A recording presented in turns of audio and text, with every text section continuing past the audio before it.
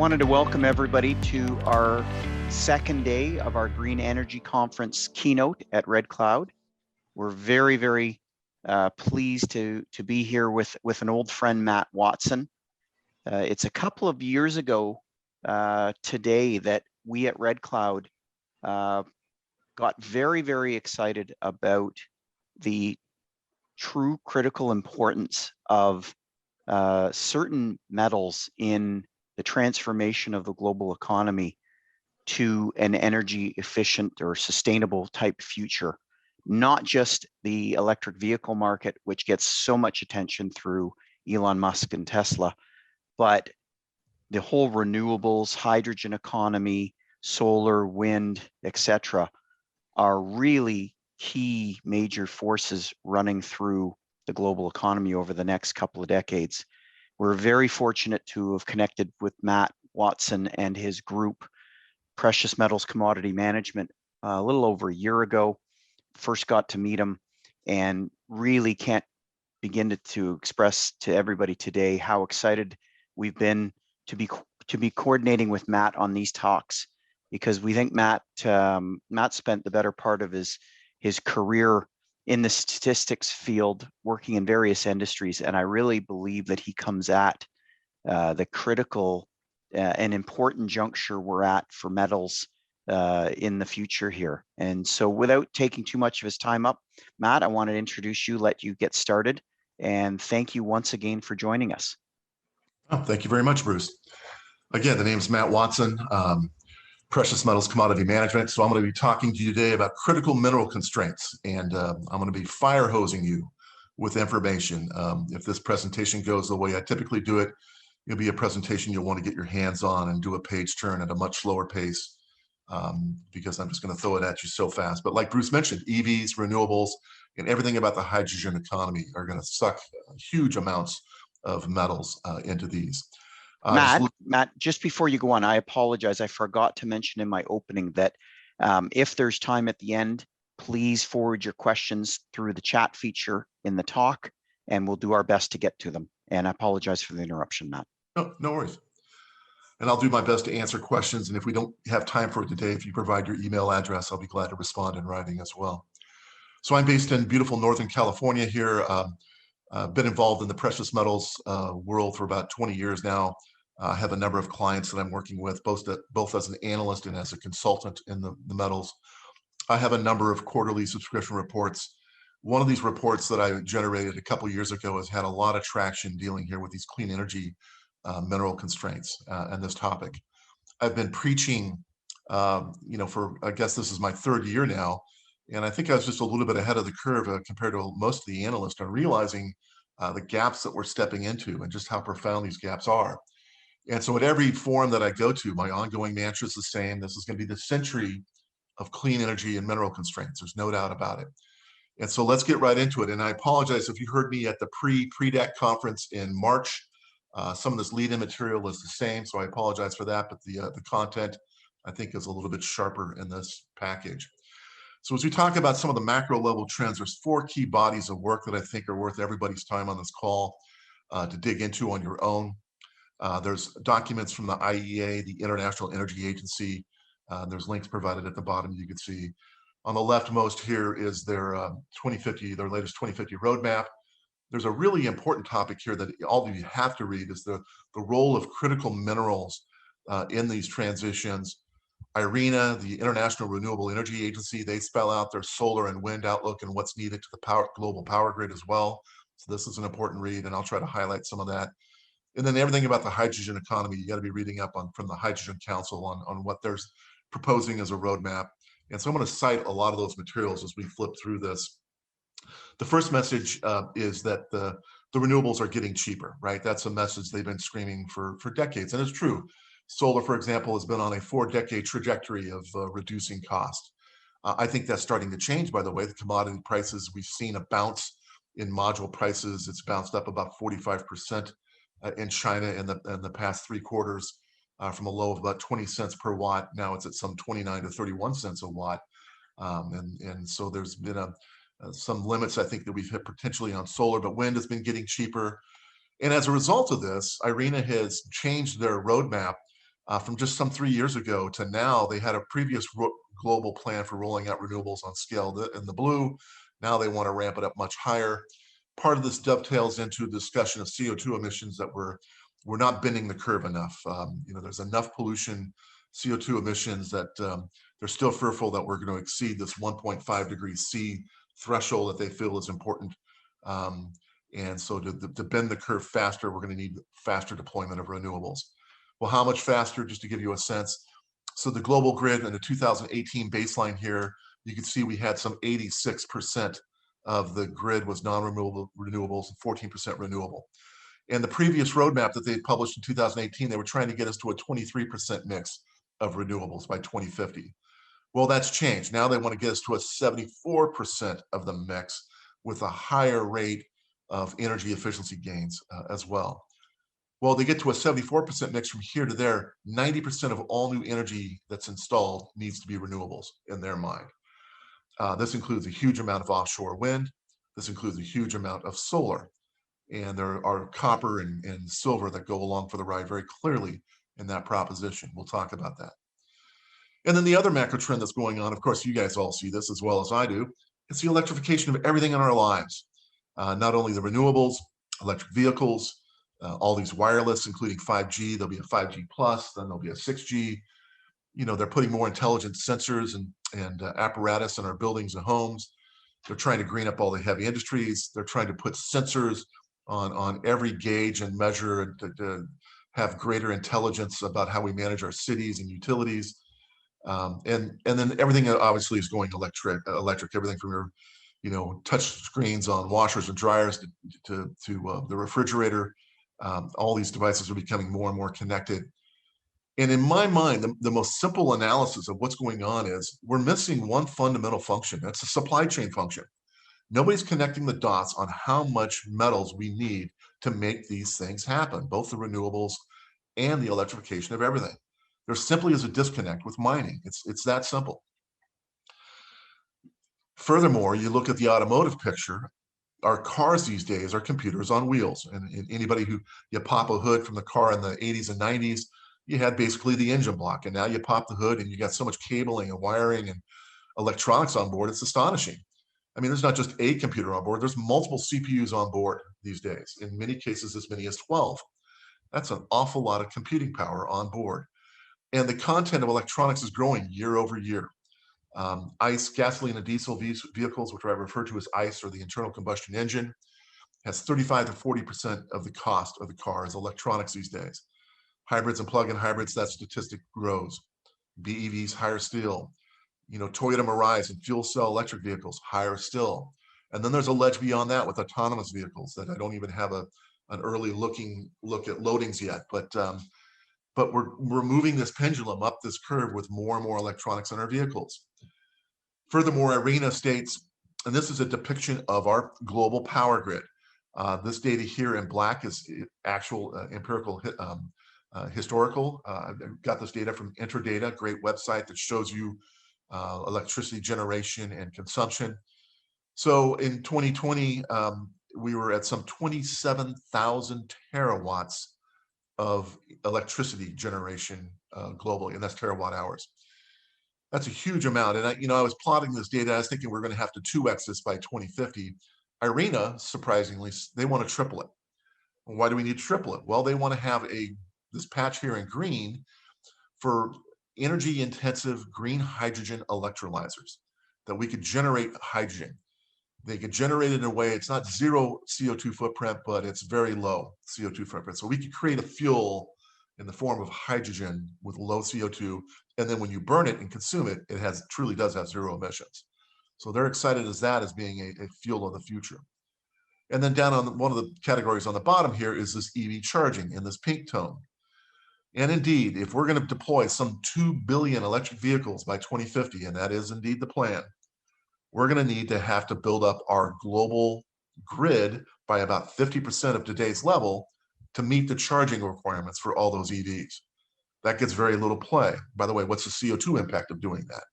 And again, you're going to need lots of copper along the ride for this and lots of aluminum, by the way. Interesting. The IEA they realize there's some mineral constraints, and they highlight this very clearly. There's a lot of good YouTube videos, and that report I pointed you to, please research this yourself. Transportation, these electric vehicles that we're pushing ourselves to use 6x the critical minerals. And the IEA has composed a list here of what they consider to be critical minerals. Here they are. I think this list is great, except it's missing a couple, 4 key ones. One is silver. Why silver's not on the list, I can't even imagine why. That's a mistake. And by the time we're done with my presentation, you'll understand why. The other one is PGMs relative to the hydrogen economy, specifically platinum. IR is iridium, and Ru is ruthenium. Iridium and ruthenium are 2 PGM minor metals, which we'll talk about at the end. These 2 should be on the list, and they're not. And again, by the end of the presentation, you'll understand why. But let's look at it. I'm going to talk about copper and silver is one of my lead topics after I get to the batteries. Just look at the loadings for copper. An electric car has 3x the copper. Look at the wind requirements. It has 8x the copper compared to fossil fuels, where onshore is 3x and solar is 3x the copper. There's lots of copper going on in this, as well as nickel and all the battery minerals, as you can imagine. Lots of zinc going on here in power generation. So you right away can see some opportunities just looking at the hit list. And of course, all this with the backdrop, and you as a mining community and investment community, you know this better than I do. Man, there's just a lot of environmental challenges that have to be met and hurdles that need to be jumped to get all the permitting to proceed with mining these days. And you're battling more than ever. You know, people not only want mining, but they want it with a small CO2 footprint. They want the tailings management done in an appropriate way. And really, there's still this NIMBY, mentality that's out there that's not in my backyard that we need to overcome. By the way, given the timelines on all of this mining permitting that is going on these days, I think this is why we need market analysts who are brave enough to put a 20 and 30-year view out there. Too often, analysts I talk to are only showing you a 4 or 5 year glimpse out, and that's not enough. And I realize there's huge risk in forecasting when you go out 30 years. You could call it a crystal ball if you want. I'm fine with that. And I'm not trying to be too definitive with the data I'm going to show you. There is risk in the numbers I'm going to show you, but I think it's fairly low risk. I think the fundamentals are there enough that I think you'll see it as well. You got to have a longer view, and we got to be talking in longer terms because the actions needed take so long to get there. And so first of all, I'm going to show you a whole series of data sets in a low versus high demand case for all these different metals. The powertrain mix, I'm going to show you my base case versus a zero emission mandate case. Solar PV, I'm going to show you, giving you half of what Arena wants versus 100% of what Arena wants. Wind, same thing, half of what they want versus 100%. Fuel cell vehicles, I think we're going to be capped at about 9 million vehicles a year by 2050. That gets you to about a 5.5% mix at that time. Between now and then, that's about 42 million fuel cell vehicles between here and there. I think the platinum pretty much limits how far you can run with this. That's about the limit. And I put down just a doubling of it just to give a what if higher. There's some people think that we can convert the whole fleets to 100%. No, you can't, not even close, folks. How about green hydrogen electrolysis? This is that process of creating the hydrogen, ideally using renewables as your power source. Well, let's do 50% of the Hydrogen Council goal versus 100% of their goal. And ammonia, I know ammonia doesn't sound like it's attached. Trust me, it is attached. Ammonia, a lot of engineers call ammonia the other hydrogen. It's a denser form of hydrogen. It's NH3. It's got 3 hydrogen molecules as opposed to H2. So it's some 45% more dense, and it's much easier to transport, lower cost of transport.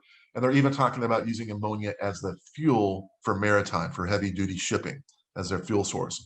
And so I show 2 states. One is doubling the market of today to 6x this today. And so those are the states I'm going to quickly model.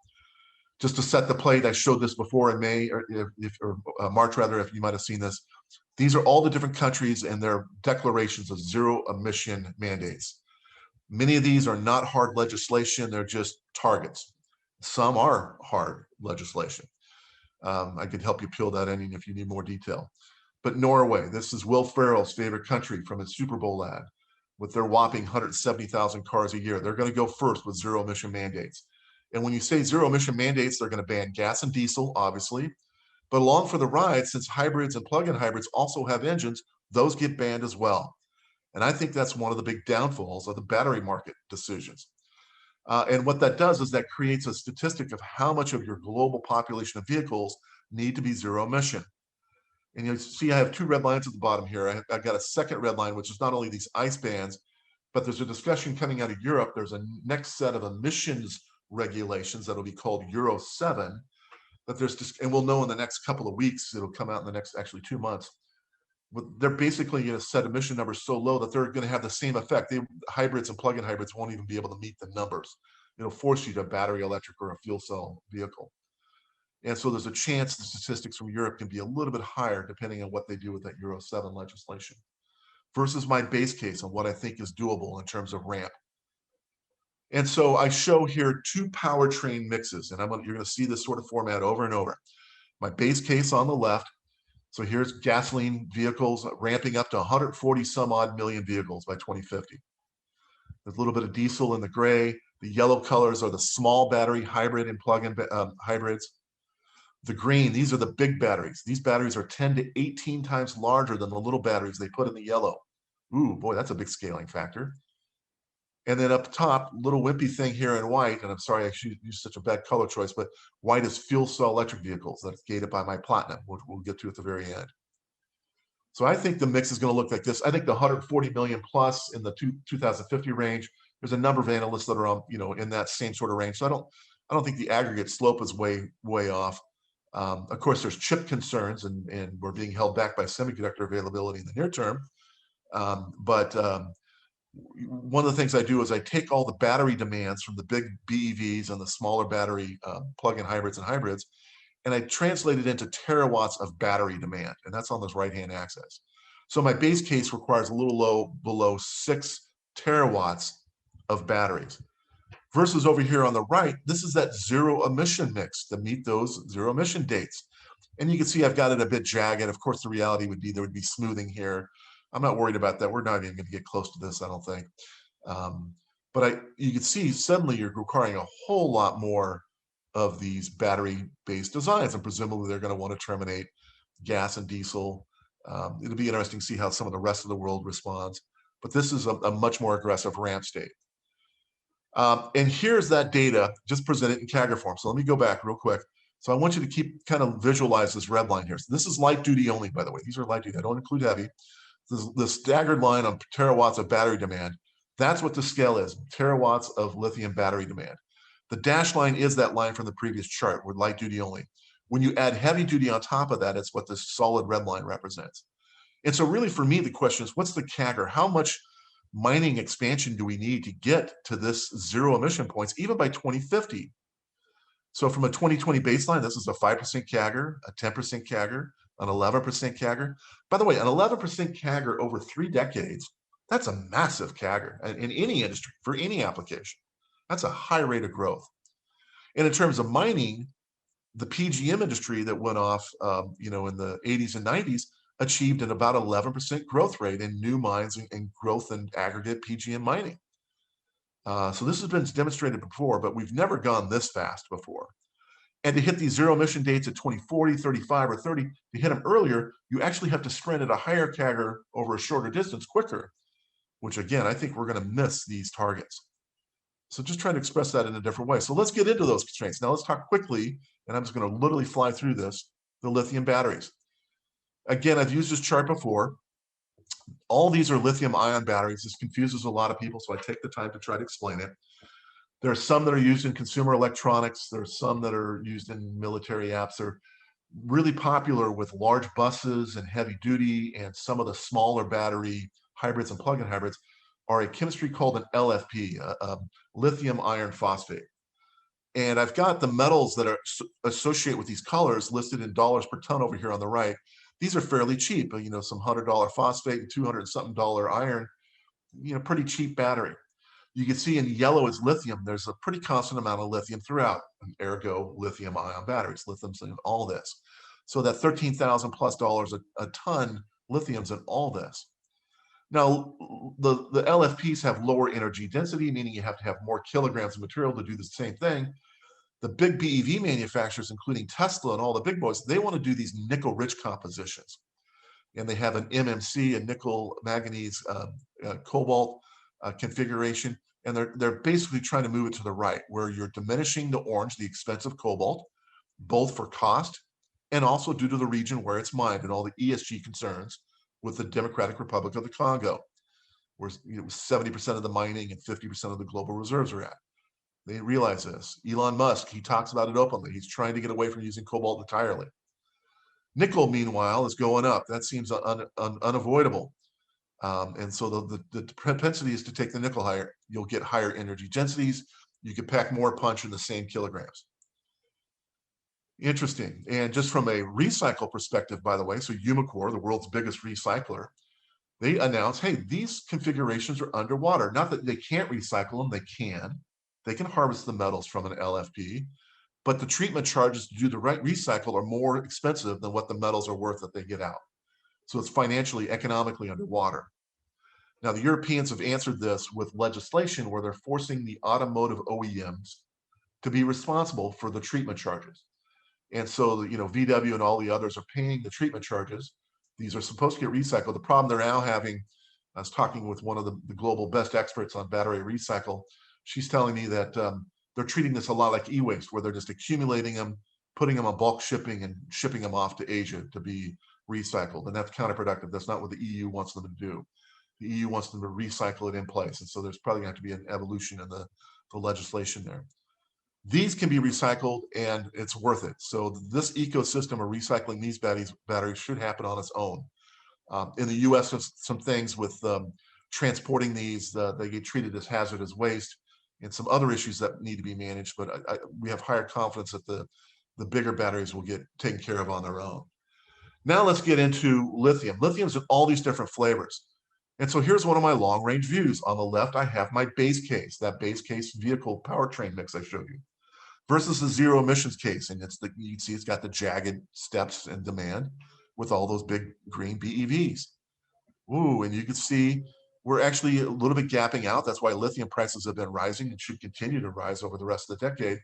And if you were to plot this out, this thing folds over. There's really not a lot of greenfield and brownfield projects on deck to meet this. So there's a concern about how the mining industry is going to be able to meet lithium.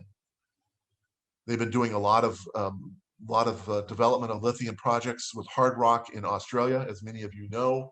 There's a lot of brine projects. A lot of the reserves are in the form of brine or salt flats, including Bolivia, Argentina, and Chile at very high altitudes. They're talking about developing in the Salton Sea in California, the very southern part of the state. It's the Salton Sea. They're talking about developing that. They're talking about developing even the Bonneville salt flats outside of Utah, for the same thing. That sort of process requires lots of water, 500,000 gallons of water for every 1 ton of lithium processed. And so there's some pros and cons, and there's different CO2 footprints in processing those minerals. This sort of picture meaning this seems very unlikely. At the bottom, I put what the cumulative demand on all these is going to be between 2021 and 2050. You're going to need some 15.6 million tons of lithium. That represents 74% of the global reserves. On the right, you're going to need 32.2. That's 100% of the global reserves, plus 13% of the identified resources. Yikes. And I'm going to go faster now. I know it's hard to believe. Cobalt, same thing. Ooh, boy, big ramp coming. You're going to need 100% of the global reserves and 8% of the identified resources on the left with my base case. And you're really digging into identified resources if you're ever thinking you're going to be able to do this full case. Again, there's design thrifting going on. I've got that built into my model. I have a reasonable recycle built into all these models. I do work with all the recyclers. I do those conferences and I work with those folks all the time. Nickel, same thing, base case. We're going to need an awful lot of the global reserves and a lot of those identified resources. So, I mean, even Indonesia is talking about how quickly they can run out. Lots of discussions going on here in the nickel market. The EVs require a class 1 nickel. And unfortunately, in terms of the mining composition, about 40% of the nickel meets that grade automatically. Unfortunately, a lot of these laterite ores like they get out of Indonesia do not meet that. They're a nickel pig iron product. It's suitable for infrastructure and for steel, but it's not suitable for the battery materials. And so they got to do some extra steps to get that iron out and get it cleaned up. One of the steps that's just been developed is to add an entirely additional smelting step just to remove the iron and get it to a nickel matte material that then can be processed into a class 1 battery grade refined nickel. That extra smelting step can add as much as 90 tons of CO2 per ton processed on a coal-based grid like China wants to do. So there's a lot of pushback on the CO2 footprint in processing that path. The next most desirable path in terms of emissions is a high pressure acid leach HPAL process. There, not everybody has a recipe down. China, I think, now has 3 factories total that are 3 processing sites that are doing HPAL, where you use acids to dissolve the metals that help you in the separation process.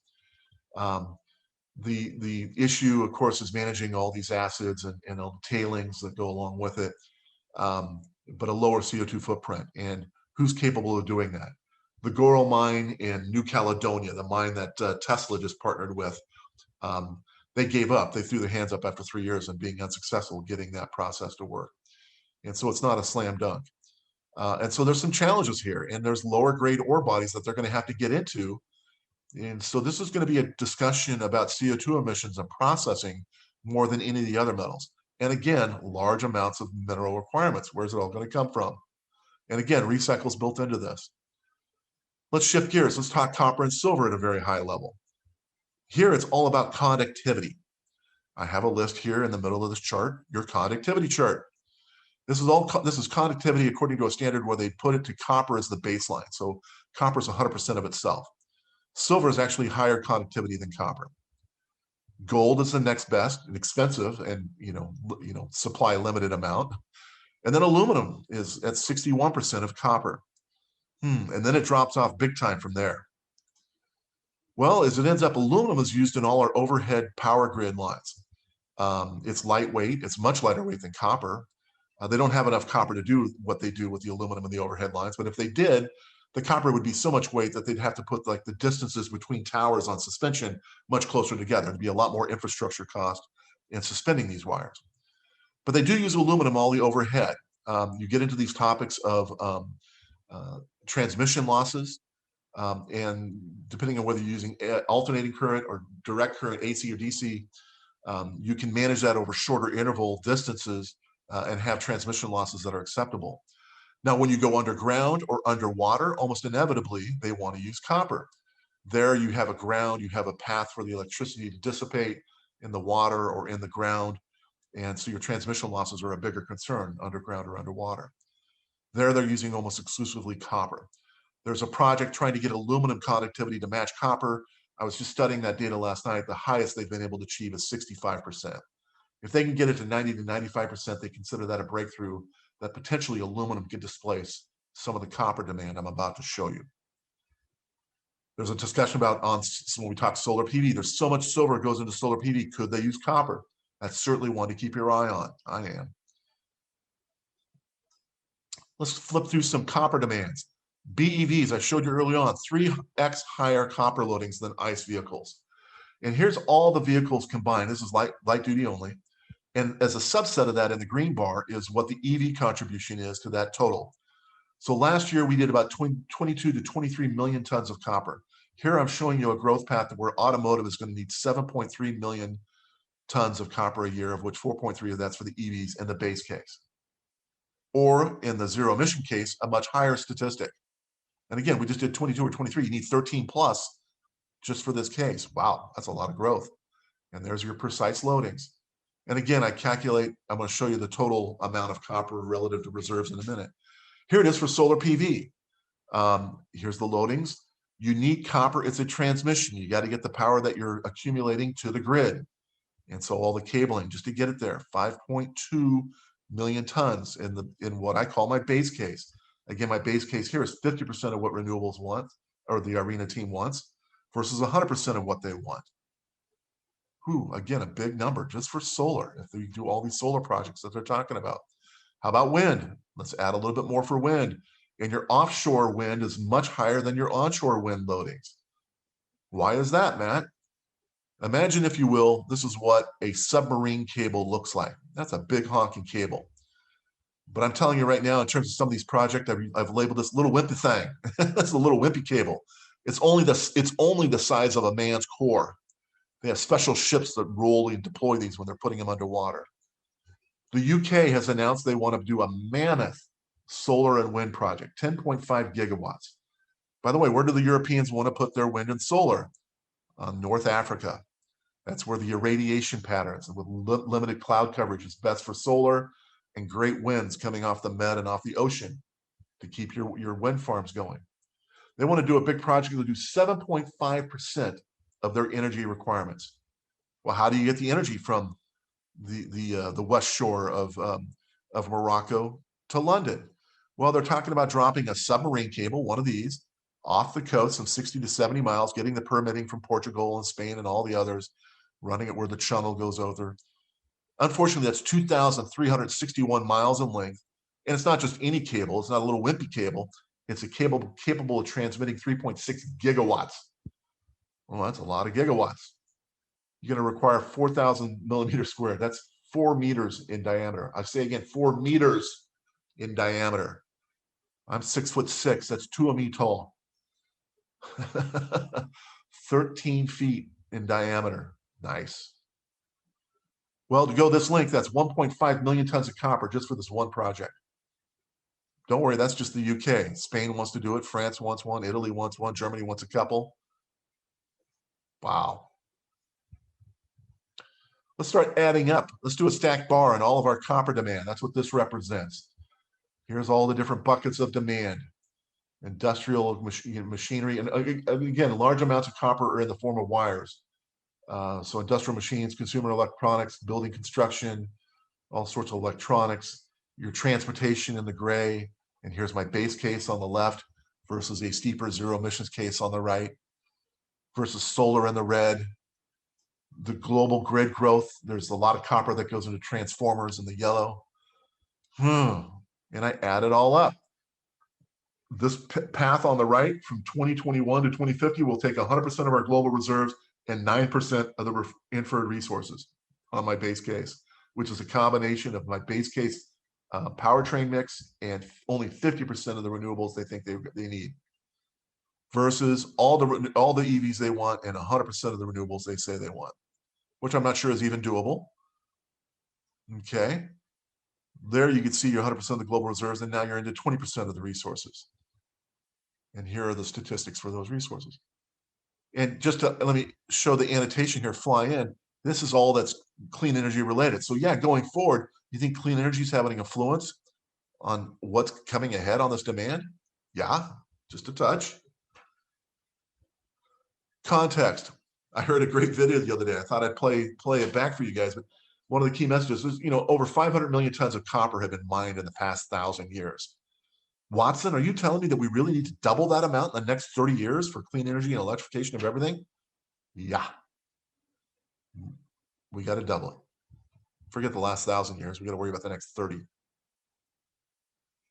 By the way, this copper, pretty much a slam dunk that we're going to need it in time. You could argue the slope and how fast we're going to need it, but the fundamental conductivity need never goes away. It's not like we're going to get away from electronics. How about copper market? Let's look at it from a reserve, the rolling picture of reserves over time using the USGS data. If you go back and look at some of their older reports to the most current report, here's our present 870 million tons of reserves. And here it is expressed in years of equivalent of supply at that present day consumption rates. So at present day consumption rates, we have 35 years worth of material. Unfortunately, though, we want to double our consumption rate so that 35 gets chewed down quicker. And as you guys probably know better than I do, there's a 30-year span where they generated 229 new discoveries that got put on the list. Only 3 were added in the past 3 years, though. Are we slowing down? Yes. Why? Not clear. There's plenty more out there. The identified resources of 2.1 billion tons, and they believe undiscovered another 3.5 billion tons is out there, but we've slowed down. Let's shift gears. Let's talk silver. So here we're talking silver in the context of solar PV. Last year, there was 115 gigawatts of new installations. It consumed 10% of the silver supply. 98 million troy ounces of silver in roughly a market that's supplied with 1 billion troy ounces a year. So 10% goes into solar alone. On my half of the renewable case, and there's design thrifting that goes on that's built into this function, a design thrifting in the range of about -5% per year CAGR. But you're going to grow to some 23% of the market would be going into solar by 2050 if we only do half the renewables that they want, half the solar that they want. Versus 100% of what they want takes us from 10% up to 505 million troy ounces of silver a year. Wow.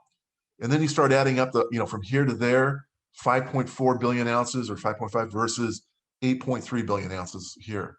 Well, there's only 16 billion in reserves.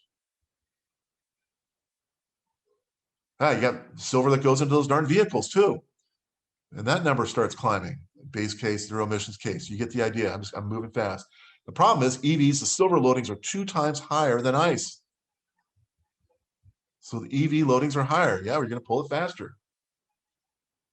Silver mining, same picture with the reserves. Our known amount of metals that are classified as reserve as economically feasible to extract. Yeah, we were hit our peak here in 1990 and it's come down a bit.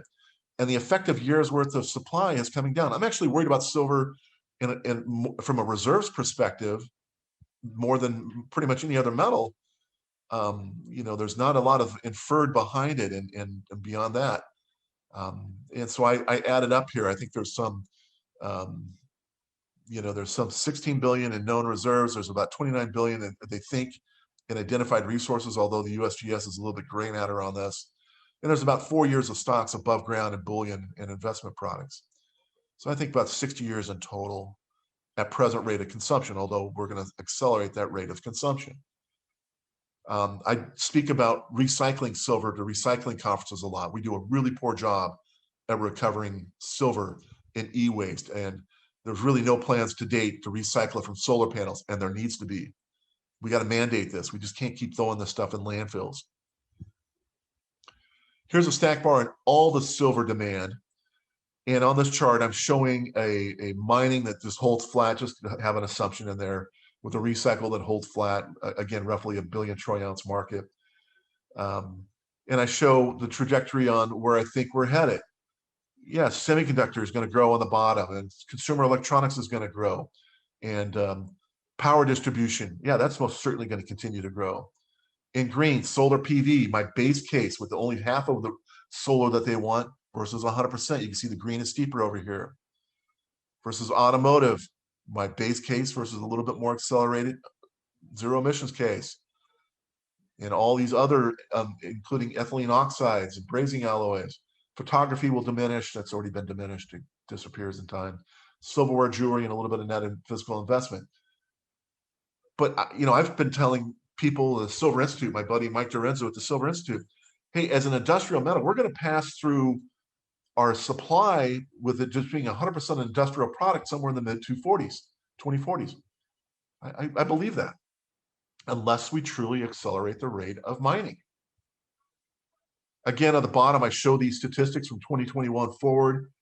Hey, you're going to need 31.6 billion troy ounces. That's the demand minus the reasonable recycle. That's 100% of our reserves and 54% of those inferred resources in my base case. Yikes. And the real message is you need to double the rate of mining. Over here, the statistic just gets, worse. Platinum group metals. This is all anything about the hydrogen economy. Platinum group metals, as many of you know, they come out in a 6-pack in South Africa. Matt, yes. Matt, I hate to interrupt you, but we're coming on 1 minute left. Okay. Unfortunately, in the presentation. No problem. No problem. So let me just go to the money slide. So here's my summary slide. Lithium metals, there's going to be a logjam as we ramp up. I show nickel, cobalt, lithium. I show my base case, low case demand in terms of the global resources needed and inferred resources in both a high and low case. Conductive metals is unavoidable. We're going to need these metals in time. Hydrogen economy. This is interesting. We actually know where the reserves are. We got 200 years plus of materials. Most of them are in South Africa. We just need to double or triple the rate of PGM mining to be able to meet the expansion for fuel cell vehicles and this green hydrogen projects that they're ramping, and they're spending huge amounts of money on ramping. So really, I think this is a message for the investment and mining community. We're going to need more. I'm trying to give you a sense of where these demands are going to come from. I think this package will stand on its own as you do a page turn when you get a copy of this. But Well, listen, I think Matt, this is an exciting time for us all. Listen, we are so pleased to have you back. I realize there's no time for question. As I said, you can send in questions with your email addresses. Matt will follow up. And I can't thank Matt enough. We will have him back. We will ask him to do more events with us because your time is extremely valuable for our audience, Matt. So thank you. Thank you very much. I would mention to everybody that we've got a whole bunch of new copper and other related green energy metal companies coming on the second half of today. I think Consolidated Wood Jam is next. Good. And copper, and they are the hope in the future for these magnitude of constraints that Matt is talking about. So again, thanks very much, Matt, and again, thank you, the audience, for taking the time to listen with us. Thank you so much, everybody. Stay safe.